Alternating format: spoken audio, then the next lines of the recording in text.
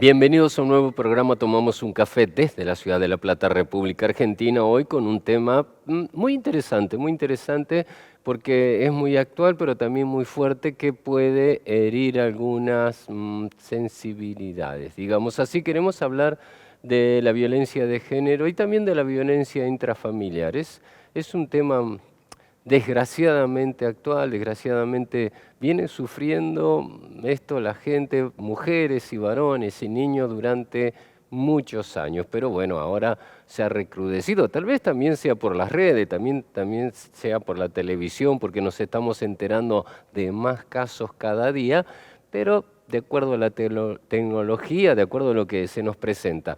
Ahora, hemos hecho un informe, no muy extenso, pero un informe para poder ponernos al tanto de cómo estamos en esta situación en nuestra amada República Argentina. Vamos al informe. La violencia por motivos de género se produce en todos los rincones del planeta. Este tipo de violencia tiene graves consecuencias físicas, económicas y psicológicas sobre las mujeres y las niñas, tanto a corto como a largo plazo. Según un informe de la Oficina de la Mujer de la Corte Suprema de Justicia, cada 35 horas una mujer es víctima de femicidio en Argentina. La magnitud de este impacto, tanto en la vida de las personas y familias como de la sociedad en su conjunto, es inmensa. Las condiciones que ha creado la pandemia, confinamiento, restricciones de la movilidad, mayor aislamiento, estrés e incertidumbre económica, han provocado un incremento alarmante de la violencia contra mujeres y niñas en el ámbito privado y han expuesto todavía más a las mujeres y a las niñas a otras formas de violencia, desde el matrimonio infantil hasta el acoso sexual en línea. En Argentina, durante la pandemia, es decir, en el periodo de ASPO y DISPO que se dio entre el 20 de marzo del 2020 y el 20 de marzo del 2021, hubieron 279 femicidios. Si miramos los números de este último año, en Argentina, desde el 25 de noviembre del 2021 al 25 de noviembre del 2022, se registraron 300 femicidios. Esto quiere decir que en un año 338 hijos e hijas quedaron sin madre. El 64% de ellos son menores de edad. 58 de esas mujeres ya habían realizado denuncias previas.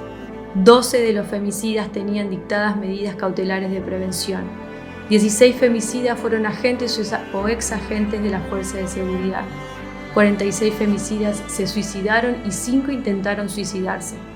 Estos no son solo datos o números, detrás de cada mujer asesinada hay hijas e hijos, familias, amistades, afectos y sueños que no se podrán realizar.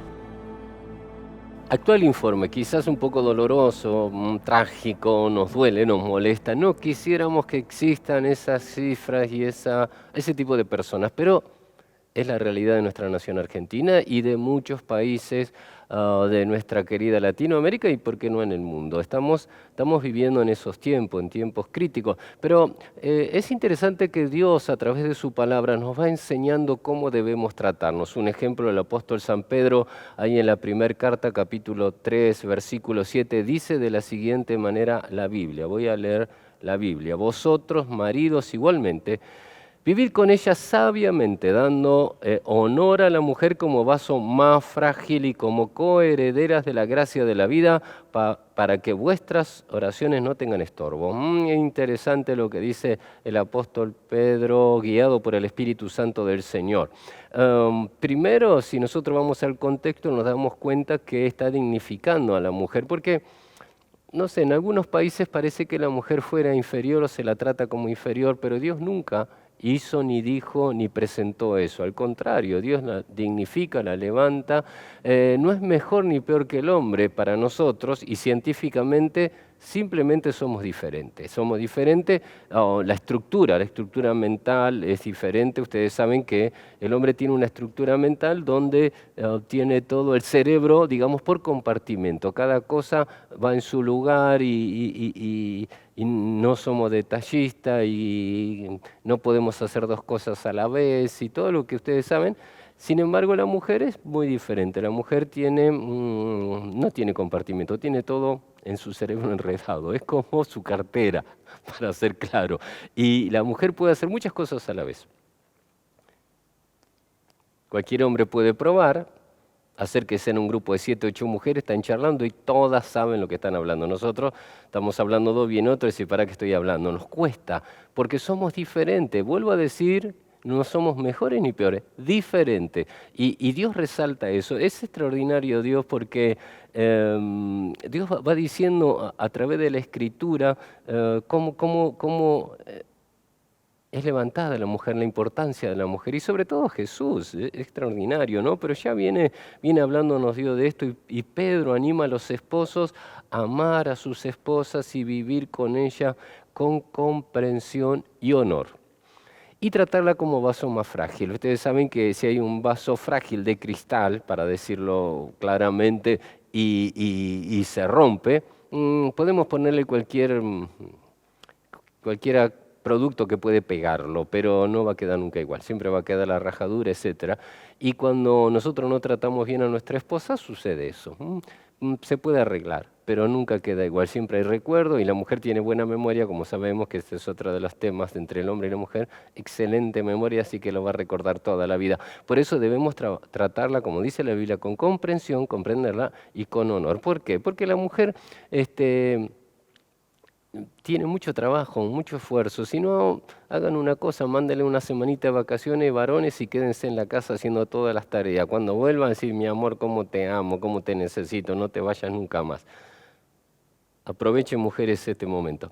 Así que Dios las valora como persona extraordinariamente y también habla de coheredera de la gracia de la vida. Jesús murió por todos y la mujer es tan importante como el hombre. Así que no tenemos que tener esa torpeza en nuestro cerebro de quién es mejor o quién. Nos hizo diferente el Señor y cada uno nos complementamos, así que es una gran bendición. Ahora, como cristianos, a veces queremos evadir este tema, nos cuesta meternos en este tema para no ofender, para no lastimar, para no herir, pero nosotros tenemos que ver que en muchos hogares y en hogares cristianos hay violencia.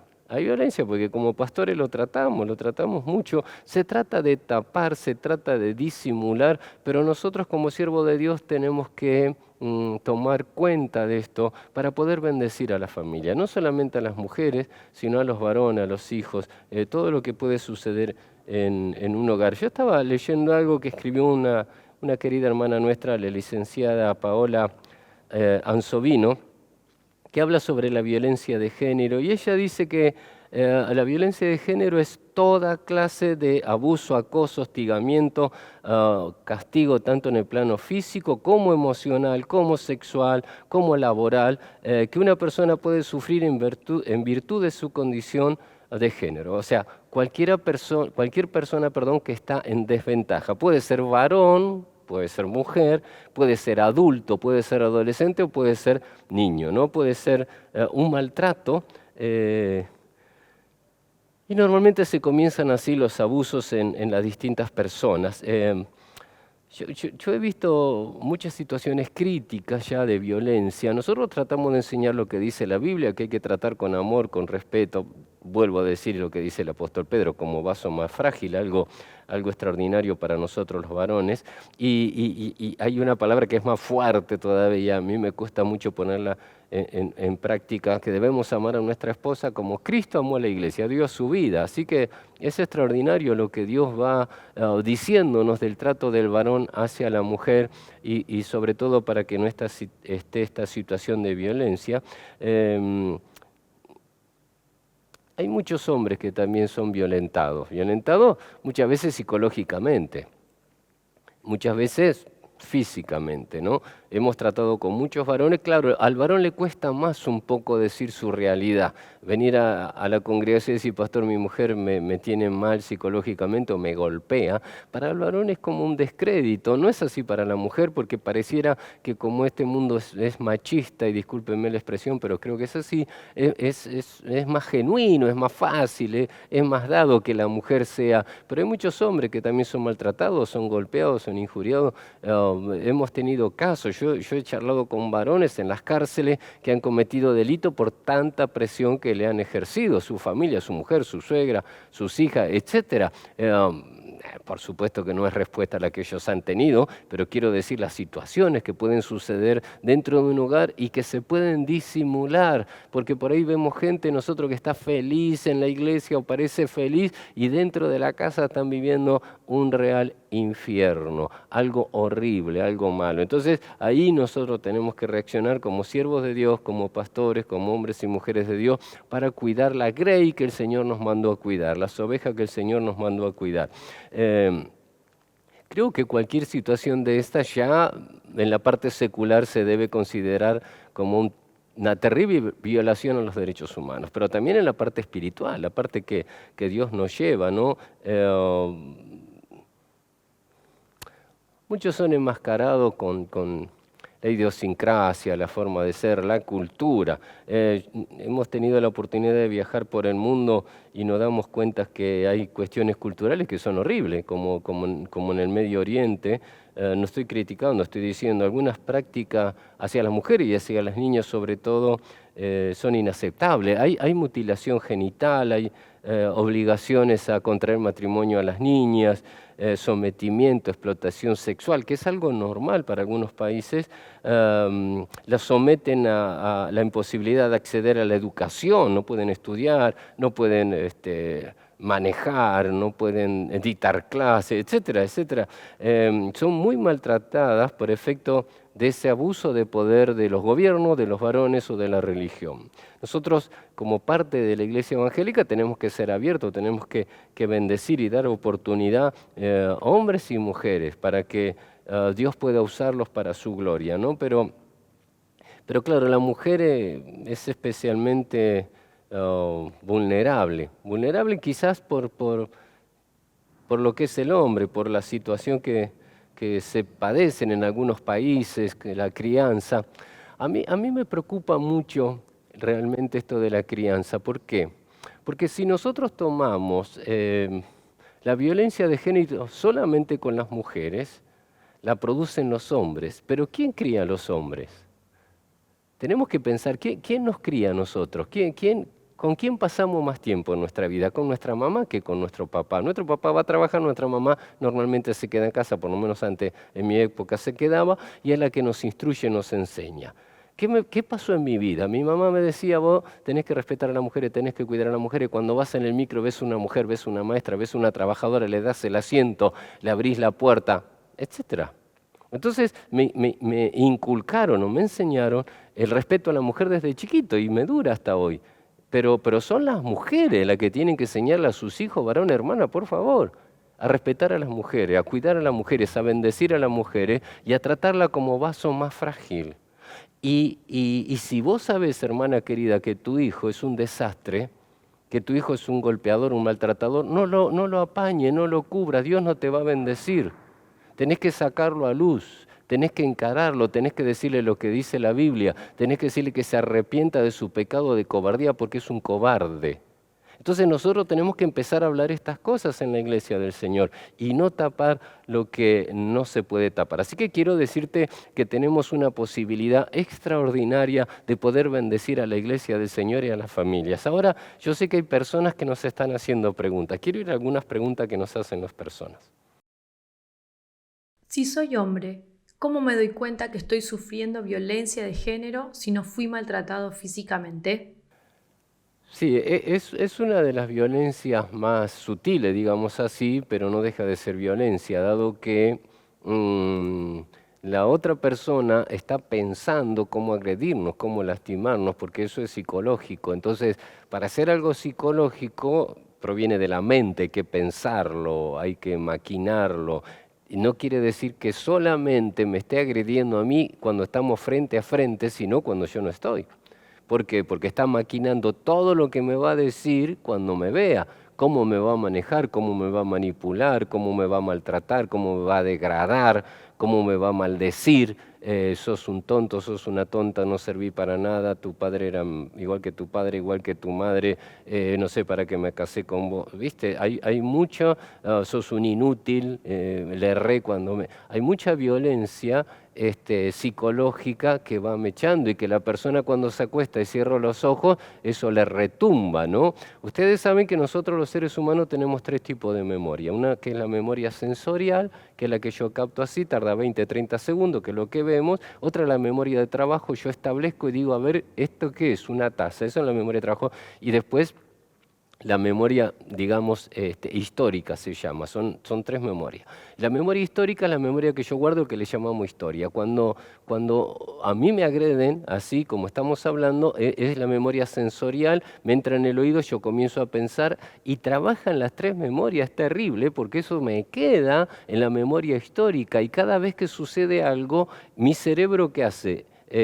Conscientemente, porque la primera es inconsciente, conscientemente se toma de ahí y me hace ver, sos un tonto, no servís para nada, sos un inútil. Así que hay que tener cuidado con todas las palabras que recibimos. ¿Cómo tengo que hacer? Cuando a mí me dicen, Juan, vos sos un tonto, sí, para ver por qué, explícame por qué soy un tonto, decime. Vos no servís para nada, porque no hay que quedarse callado, hay que hablar, hay que sentarse y hay que razonar. Y si esa persona sigue así, mejor déjala. Respuesta. En Argentina, ¿hay manera de resguardarme de las represalias si hago una denuncia por violencia de género? Sí, sí hay canales que son muy interesantes, sobre todo para la mujer, no tanto para el hombre, porque hay muy pocos casos debe ser, pero la mujer hay lugares donde se las puede llevar cuando ya es una violencia extrema. La primera cosa que hacen las autoridades, uno va a la comisaría de la mujer, si es una mujer, hace la denuncia y hacen un resguardo, ¿no? Le dicen perimetral, o sea, la persona que es la agresora se le dice, usted no puede estar a 200 metros de esta persona, ni en el trabajo, ni en la casa, ni lo que fuere, es una perimetral. Cuando hay demasiada violencia, se saca a la persona de la casa y se la lleva a una casa para resguardarla donde no se dice a nadie cuál es la dirección. La persona, por supuesto, que le pasa el problema no tiene que contar dónde está porque se pueden enterar, ir a buscarla, agredirla. Así que hay resguardo. Lo que hay que animarse cuando vos estás siendo agredida, cuando estés siendo lastimada, tenés que hacer la denuncia, no hay otra. Vamos a decir, pastor, soy cristiana, una cristiana que hace la denuncia. ¿Me expliqué? Pastor, ¿qué opina usted de la rebelión de las mujeres árabes en Medio Oriente? Claro, las mujeres árabes en el Medio Oriente son realmente muy maltratadas desde que comenzó el Islam, desde esa época. Y no siempre fue así, antes del Islam no era así, pero de que comenzó el Islam es así por las reglas terrible que tiene, sobre todo contra la mujer, el Islam. Creo que van a sufrir, creo que van a pasar malos momentos, pero creo que es necesario y de apoyarlas apoyaría, porque la mujer tiene que, si me cabe la palabra, yo soy un pastor, pero la tengo que decir, tiene que rebelarse contra eso, porque es una injusticia, es una maldición, por ahí los derechos humanos no actúan ahí, no sé si se dieron cuenta, no sé cuántas personas de Argentina de los derechos humanos y todo eso que salen a pintar los templos y todo están ayudando a las personas islámicas ahora en este momento, no vi muchas, pero yo creo que sí, que tiene que haber un poder. Ustedes recuerden en Estados Unidos cuando las personas de raza de color, los afroamericanos, como se los dice ahora, eran maltratados, eran injuriados, no podían ir a la misma universidad que los blancos, no podían sentarse en el mismo lugar que los blancos, no podían en el mismo colectivo que los blancos, no podían tomar agua en el mismo lugar que los blancos, no podían ir al baño en el mismo lugar que los blancos. Y surgió un pastor bautista, Martin Luther King, que fue que luchó, entre otros, por la liberación. Bueno, él perdió la vida porque lo asesinaron por eso, pero logró hacer un cambio, una transformación. Espero que las mujeres del Islam puedan lograr un cambio, una transformación para bien de la raza humana. ¿La persona que es violenta lo es por haber sufrido violencia? Siempre hablamos de la foto. O sea, siempre vemos a la persona en ese momento, en el momento, en este caso, de la violencia. Y nos preguntamos, ¿nació así? No, por supuesto que no nació así. La persona no nace violenta, pero sí hay un proceso donde adquiere la violencia en su vida. ¿Por qué? Porque nosotros somos los que pensamos y damos lo que tenemos. Eso científicamente y bíblicamente, ¿no? Entonces no podemos ser diferentes a lo que pensamos o lo que tenemos. Y la persona que es violenta es porque ha sufrido violencia, le han inculcado violencia, lo han maltratado y quizás sea una forma, puede ser una forma de defenderse por un lado y otra forma de hacerse valer por el otro. No conocen otra cosa porque siempre han vivido esa vida. Normalmente la persona violenta ha sufrido violencia. Es como en el caso de la violencia sexual. Cuando una persona comete violencia sexual es porque con esa persona se ha cometido una violencia sexual casi seguro. Entonces, hay excepciones como todo, pero normalmente la persona violenta es porque viene de una familia violenta, viene de un entorno violento, por ahí no tuvieron familia, pero tuvieron otro entorno como, no sé, un lugar de menores, una cárcel, un lugar así, muy violenta y la reacción suya ante cualquier acontecimiento, ante cualquier cosa que lo descoloque psicológicamente, es actuar con violencia. Así que normalmente sí, la persona arrastra la violencia y es lo que sabe. ¿Puede cambiar? Claro que puede cambiar. Cristo cambia todas las personas que abren su corazón, se arrepienten de sus pecados y pueden ser libres en el nombre del Señor.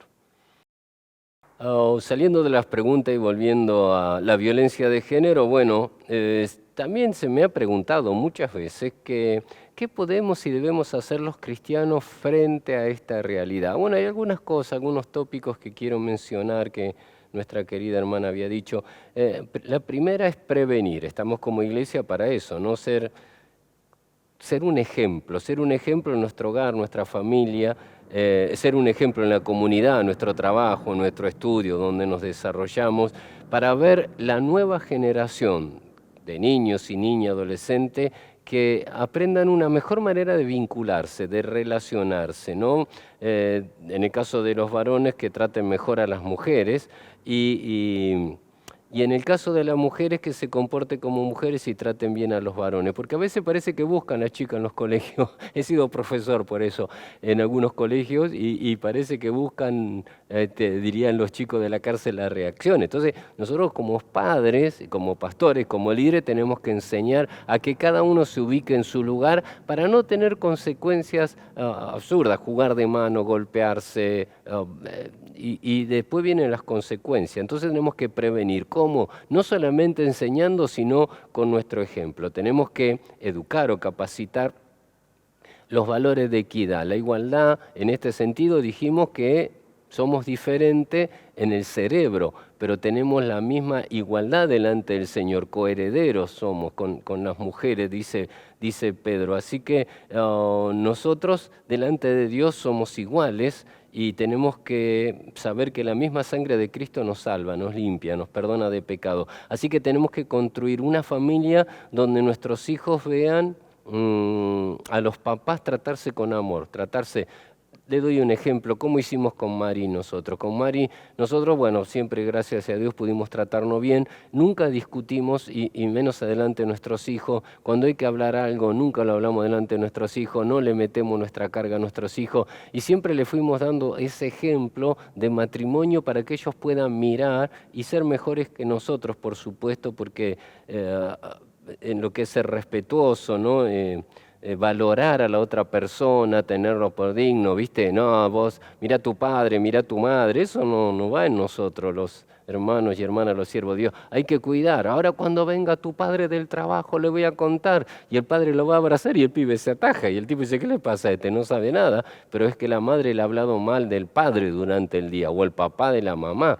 Entonces, ¿para qué? Para quedar mejor. No tenés que quedar bien con tu hijo. Vos ya sos el papá, vos ya sos la mamá y tenés que dar el ejemplo y tenés que valorar a la otra persona, a tu cónyuge, para que ellos crezcan felices. Porque tus hijos los aman a los dos, al papá y a la mamá. No hacen diferencia. Así que, por favor, no pulseen a ver quién es más piola, más bueno, quién es mejor. Sean coherentes para criar. También tenemos que actuar como agente de cambio para que intervenir en aquellos que no tienen voz. Cuando sabemos de un problema, ayudar, aconsejar, recurrir, alentar, bendecir, orar, hacer algo, no dejar pasar las situaciones que sabemos que son horribles, los vecinos, los amigos, los parientes. Tenemos que actuar de acuerdo a la palabra de Dios, dar consejo, orar por la gente, llevar a la reconciliación, al perdón, a la bendición. Dice la Biblia que una luz no se puede poner bajo el almud, ¿no? No se puede esconder. No podemos poner la luz bajo la cama. Es interesante. Entonces tenemos que mostrar la justicia si somos luz, ser justos, mostrar la justicia, y eso empieza por casa, con nuestros hijos. Claro, a veces hablamos de la corrección de los hijos, que fue otra preguntita que me hicieron, y la corrección de los hijos debe ser una corrección de amor. O sea, vos no podés corregir a tus hijos cuando estás enojada, cuando estás enojado, porque no es corrección, es bronca, te desquitas con ello. Pero sí debes corregirlo cuando se te pasa el enojo. No le dejes hacer lo que quiera, tu no es no y tu sí es sí. Vos sos el padre, vos sos la madre. Los chicos no pueden hacer lo que se les ocurra. Por favor, cuiden a sus hijos, disciplinen a sus hijos. Dice eso la Biblia, pero jamás disciplinen a sus hijos cuando están enojados, porque eso es descargar la bronca contra ellos y no tienen la culpa nuestros hijos de nuestra bronca. Nuestra bronca es nuestra, es de los grandes, así que te la guardás, cuando se te pase lo corregís. Esto no lo hace más, no te dejo salir, y de última, un chachá en la cola, si se hacen los piolas. Eso es bíblico, así que por favor tengamos cuidado en no excedernos, en no ser brutales, en no agredirlo y en no disciplinarnos cuando estamos enojados. Es muy importante, tenemos que ser luz, tenemos que ser sal y tenemos que ser ejemplo y testimonio de eso. ¿Saben qué? Nosotros a veces creemos que como iglesia tenemos que cubrir estos casos. No tenemos que cubrir estos casos. Cuando hay personas así, el líder, el pastor, tiene que llamar y decir, ¿qué estás haciendo? Esto no se hace así. La próxima vez, hermano, te vamos a denunciar.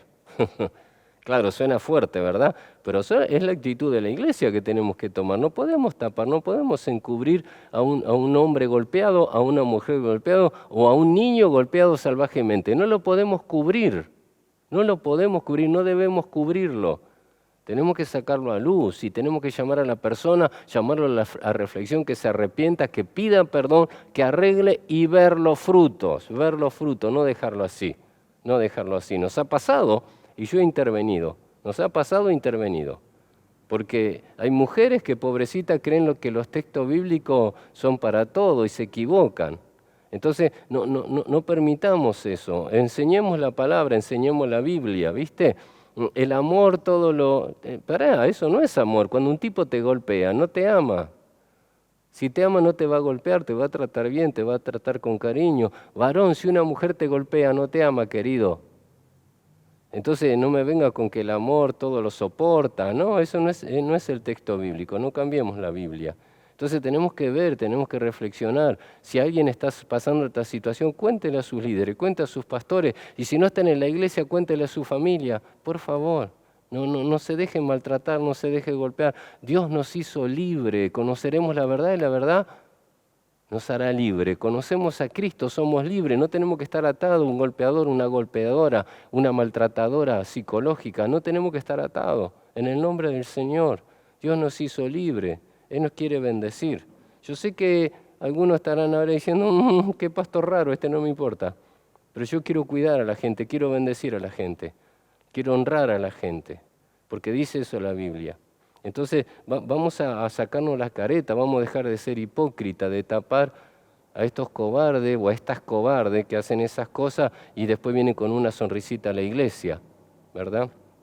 El Señor quiere otra cosa. Hay organizaciones que pueden ayudar. Hay organizaciones que ayudan a las personas que son violentadas, que son lastimadas, que son heridas, porque el que sabe hacer lo bueno y no lo hace, le es pecado. Así que más vale que trabajemos y sirvamos al Señor.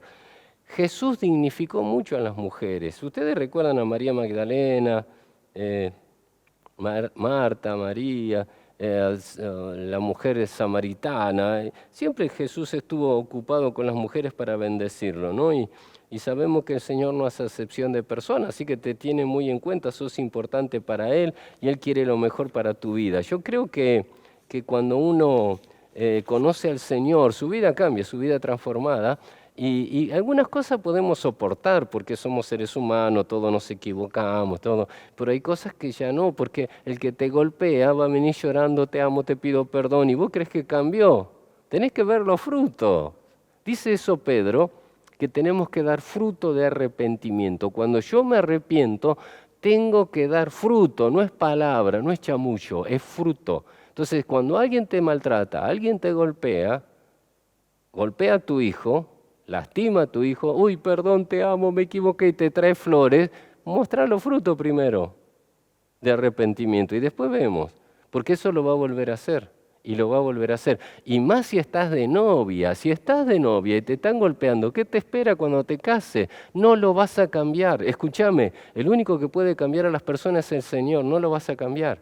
Quiero serte bien sincero y duro, no lo vas a cambiar. El que lo puede cambiar es el Señor. Así que hasta que lo cambie el Señor, apartate, déjalo, no lo moleste, que no te moleste y vas a vivir una buena vida delante de Él. No te equivoques, ¿no? Porque muchas mujeres cristianas están en constantes peleas, agresiones, sufren por parte de sus cónyuges y la mayoría de las veces, pobrecita, ellas esperan que cambie y se mantienen en oración, que está bueno y demás, pero no es eso todo. Tenemos que tomar determinaciones para que un día no aparezca muerta.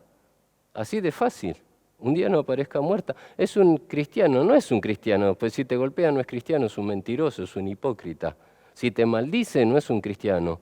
Si te manipula psicológicamente no es una cristiana, es una hipócrita, es una mentirosa, no una cristiana. Entonces tenemos que saber con quién tratamos, ¿vieron? Tan fuerte es este tema que me pone así. La familia cristiana no está exenta de ser víctima de la violencia intrafamiliar.